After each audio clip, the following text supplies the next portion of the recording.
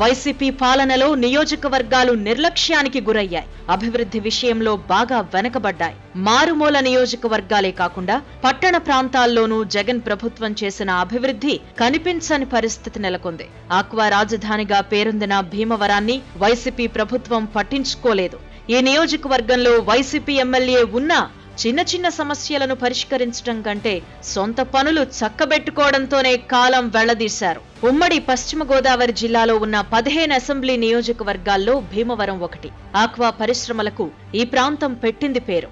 చేపల చెరువులు ఎక్కువగా ఉన్న ప్రాంతాల్లో భీమవరం ఒకటి. ఎన్నో రకాలుగా గుర్తింపు లభించినా అభివృద్ధి విషయంలో వైసీపీ ప్రభుత్వం ఎటువంటి చర్యలు తీసుకోకపోవడంతో ఇక్కడి ప్రజలు వైసీపీ పట్ల వ్యతిరేకతతో ఉన్నారు. నియోజకవర్గంలో 2,25,000 మందికి పైగా ఓటర్లున్నారు. నియోజకవర్గంలో వ్యవసాయంపై ఆధారపడి జీవించే వారి సంఖ్య అధికం. సామాజిక వర్గాల పరంగా కాపు, క్షత్రియుల శాతం ఎక్కువ. భీమవరం ప్రజలు ట్రాఫిక్ సమస్యతో ఇబ్బందులు పడుతున్నారు. 5 ఏళ్లలో రోడ్ల విస్తరణ చేపట్టలేకపోయారు. వేసవి కాలంలో తాగునీటి సమస్యతో భీమవరం అల్లాడుతోంది. తాగునీటి సమస్య కోసం శాశ్వత పరిష్కారం కనుగొనడంలో వైసీపీ ప్రభుత్వం విఫలమైంది. పట్టణంలో ప్రధానంగా డంపింగ్ యార్డ్ సమస్యతో ప్రజలు అనారోగ్యం బారిన పడుతున్నా పాలకులు పట్టించుకోవడం లేదు. సేకరించిన చెత్తను డంప్ చేయడానికి స్థలం లేకపోవడంతో ఎక్కడి చెత్త అక్కడే పేరుకుపోతోంది. 5 ఏళ్ల పదవీ కాలంలో ఇక్కడి ఎమ్మెల్యే గ్రంథి శ్రీనివాస్ చేసిన అభివృద్ధి పనులు శూన్యమే.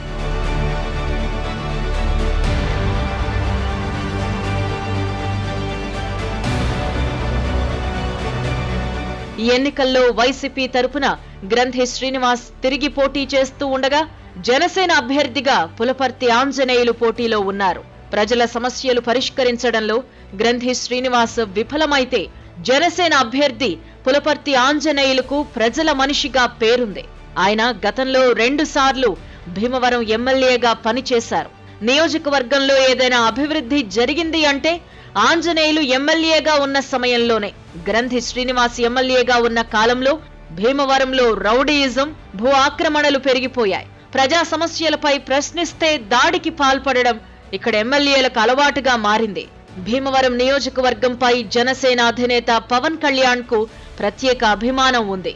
2019 ఎన్నికల్లో ఆయన ఇక్కడి నుంచి పోటీ చేశారు. ఆయన సొంత నియోజకవర్గంగా భావించి ఇక్కడి సమస్యలపై ప్రభుత్వాన్ని ఎప్పటికప్పుడు నిలదీస్తూ వచ్చారు. ఈ ఎన్నికల్లో భీమవరంలో జనసేనను గెలిపిస్తే నియోజకవర్గం అభివృద్ధి బాధ్యత తాను తీసుకుంటానని పవన్ కళ్యాణ్ మాట ఇచ్చారు.